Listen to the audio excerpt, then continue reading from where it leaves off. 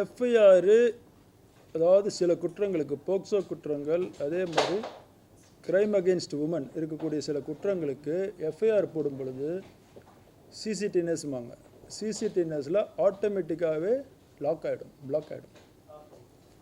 இப்போ இந்த BNS ஐபிசியிலேருந்து BNS மாறும் பொழுது சில டெக்னிக்கல் கிளிஜினால் இந்த எஃப்ஐஆர் லாக் ஆகுது தாமதமாயிருக்கு. அந்த தாமதமான டைமில் ஒரு சிலர் பார்த்துருக்குறாங்க, அதை பதிவிறக்கம் செஞ்சுருக்கிறாங்க, அவங்க வழியாக லீக் ஆகிருக்கலாம். ஒன்று. இரண்டாவது, எந்த எஃப்ஐஆரை போட்டாலும் கம்ப்ளைண்ட் இருக்கிறாங்களே அவங்களுக்கு ஒரு காப்பி கொடுக்கணும், அது மேண்டேட்ரி. அதுபடி நாம் விக்டிமுக்கு ஒரு காப்பி கொடுத்தோம். இந்த 2 வகையில் தான் எஃப்ஐஆர் வெளியே வந்திருக்கணும். இந்த எஃப்ஐஆர் இந்த மாதிரி கேஸில் வெளியே வரக்கூடாது, லீக் பண்ணக்கூடாது. பண்ணுறது சட்டப்படி குற்றம். அதே மாதிரி அந்த லீக்காக இருந்தால் கூட அதை எடுத்து வச்சுட்டு பெரிய அளவில் விவாதம் செய்வதும் சட்டப்படி குற்றம். என்ன குற்றம்னா, பாதிக்கப்பட்ட நபரோட ஐடென்டிட்டி, அதாவது அடையாளம் எந்த வகையிலுமே வெளியே தெரியக்கூடாது. பேர் தான் சொல்லணும்னு இல்லை, அவங்க கொடுக்கக்கூடிய சில தகவல்களை வச்சு அந்த பாதிக்கப்பட்ட நபரை நாம் அடையாளம் கண்டுபிடிக்க முடியும் அப்படிங்கிற அளவுக்கு தகவல் கொடுத்தாலுமே தவறு. அந்த மாதிரி கொடுத்தது வெளியே தெரிய வந்ததுனால இப்போ கோட்டூர்புரத்தில் நம்ம இந்த லீக் பண்ணதுக்கு எஃப்ஐஆர் போட்டிருக்கோம், கேஸ் போட்டிருக்கிறோம். இப்போ அதுபடி போட்டு யார் இதை லீக் பண்ணாங்க அப்படின்றத கண்டுபிடிச்சு அவங்களுக்கும் தகுந்த தண்டனை அளிக்கும். இது பொது வெளியிலேருந்து வந்தது தான் சார். எஃப்ஐஆர் காப்பி கம்ப்ளைண்ட் கொடுக்குறவங்களுக்கு ஒரு காப்பி கொடுக்கத்தானே செய்வாங்க. நான் கம்ப்ளைண்ட் கொடுத்துட்டு எனக்கு காப்பி கொடுங்கன்னு கேட்டால் கொடுக்கத்தானே செய்வாங்க. அவங்க மூலமா வெளியே வந்திருக்கா.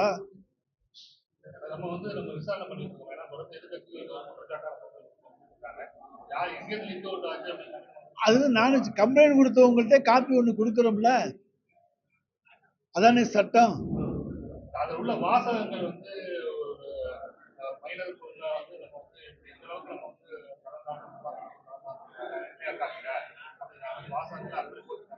இல்ல, வாசகங்கள் தரம் தாழ்ந்து நிச்சயமாக இருக்க வாய்ப்பு கிடையாது. அப்படி அதுவும் காவல்துறை எழுத மாட்டார்கள்.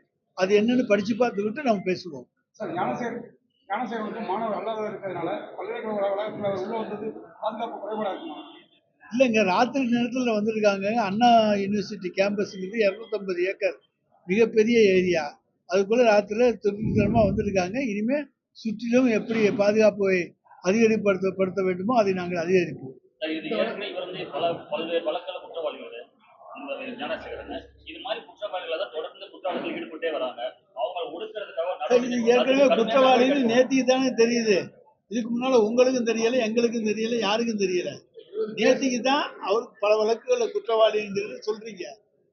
அதை இனிமே தான் கண்டுபிடிக்கணும். அதாங்க, ஏற்கனவே பல வழக்குகளில் தேடப்பட்டவர் என்பது இப்பொழுதுதான் சொல்லப்படுகிறது. அதை பத்தி இனிமே விசாரிச்சுப்போம்.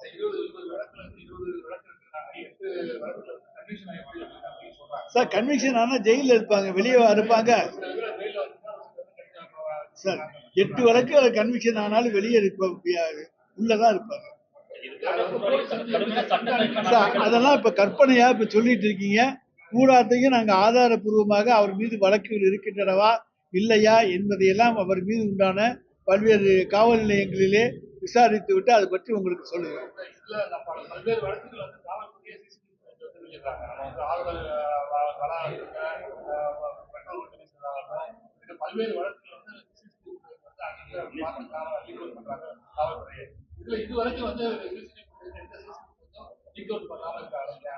நீங்க தான் சிசிடிவி ஃபுட்டேஜ் இல்லைன்னு சொல்லி நீங்க தான் முதல்ல சொல்றீங்க. அப்புறம் ஏன் வெளியிடலன்னு இப்ப திருப்பி கேட்கறீங்க.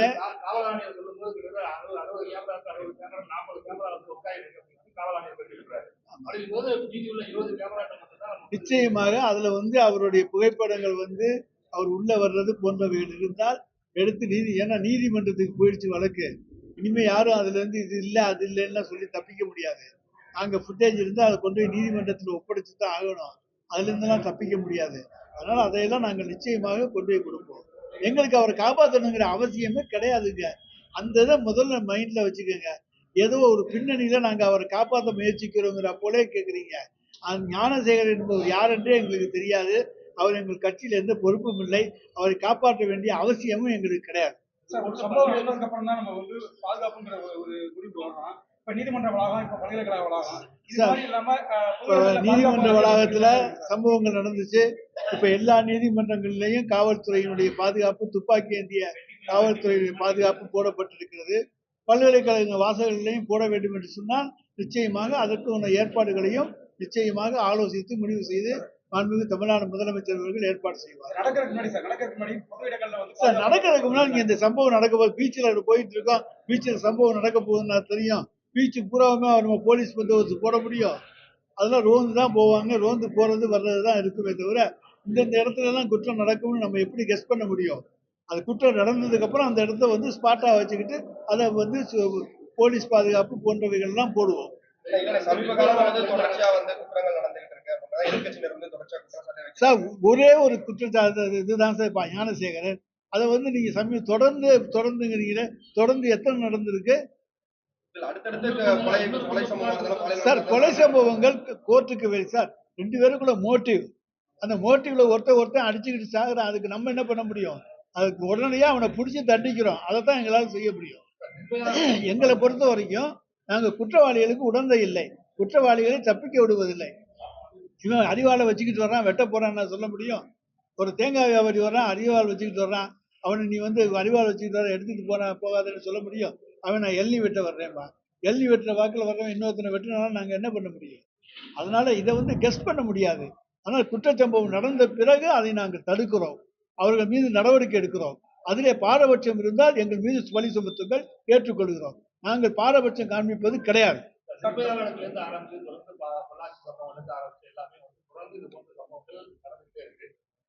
சார், பொள்ளாச்சி சம்பவம்லாம் அரசாங்கமே மறைச்சிச்சு, நாங்க மறைக்கல. ஒண்ணு பொள்ளாச்சி சம்பவத்துக்கு இதுக்கு உண்டான பின்னணி நீங்க தெரிஞ்சுக்கணும். அதை அரசாங்கம் மறைத்தது, இதை அரசாங்கம் மறைக்கவில்லை. நாங்கள் இந்த மாதிரி தவறு நடந்திருக்கிறத அவரை கைது செய்திருக்கிறோம் என்று சொல்லுகிறோம். பொள்ளாச்சி சம்பவத்தில் பலத்த எவ்வளவு போராட்டங்கள், எவ்வளவு மக்கள் போராடினார்கள். அதற்கு பிறகுதானே அது வழக்குக்கே வந்தது. அது வேறு, இது வேறு. அது அரசாங்கத்தாலே மறைக்கப்பட்ட வழக்கு, இது அரசாங்கத்தால் மறைக்கப்படாத வழக்கு. சார், பாலியல் துன்பங்களுக்கு எதிராக கடுமையான சட்டங்கள் நடைமுறையிலேயே இருக்கிறது. நடைமுறை முழுக்க, அதாவது ஆயுள் தண்டனை வரைக்கும் அவங்களுக்கு கொடுக்கலாம். எல்லா பாலியல் குற்றங்களையும் இப்ப எந்த குற்றவாளியும் தப்பிக்க விடுறதே கிடையாது. சட்டத்துல வந்து நம்ம கொண்டு வர கேஸ்ல 100க்கு 90 கேஸ் இன்னைக்கு சக்சஸ்ஃபுல்லா முடியுது. அந்த ஞானசேகரனுக்கு எங்களுக்கு எந்த சம்பந்தம் இல்லை என்று தெளிவுபடுத்தி விட்டோம். அண்ணா பல்கலைக்கழகத்தில் நடந்த சம்பவத்திலே ஈடுபட்ட ஞானசேகரனுக்கும் எங்களுடைய கட்சிக்கு எந்த தொடர்பும் இல்லை. இப்ப அந்த இடத்துல போட்டோ எடுக்கிறாங்க. நீங்க நம்ம வர்ற போது யாராச்சும் என் பக்கத்துல இருந்து போட்டோ எடுத்துக்கிட்டா அவங்க வந்து எனக்கு வேண்டியவங்களா? எனக்கும் அவங்களுக்கு ஏதாவது ஒரு தொடர்பை நீங்க நிரூபியுங்கள், நாங்கள் ஏற்றுக்கொள்கிறோம். எந்த தொடர்பையும் நிரூபிக்காம போட்டோ காமிச்சு பக்கத்துல போட்டானா அரசியல்வாதிக்கு பக்கத்துல யாரு நின்று போட்டோ எடுக்கத்தான் செய்வாங்க. வர்றவங்களை நான் போட்டோ எடுக்க வேண்டாம்னு சொல்றேன்னா பாரியா, போட்டோ கூட எடுக்க விட மாட்டேங்கிறாரு. புகைப்படம் எடுத்தால் என்ன தவறுன்னு சொல்லி எங்கள் மீதே பாய்வார்கள். அதனால வந்து நாங்க வந்து புகைப்படம் எடுப்பதெல்லாம் தடுக்க முடியாது.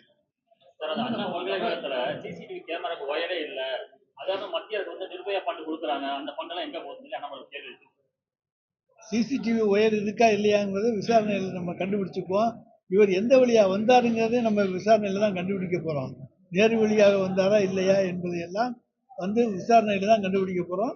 அப்ப நிர்பயா ஃபண்ட் என்ன செலவு ஆனப்பட்டது, எதற்கு செலவு செய்யப்பட்டது என்பதையும் அப்பொழுது விளக்கம் தருவோம்.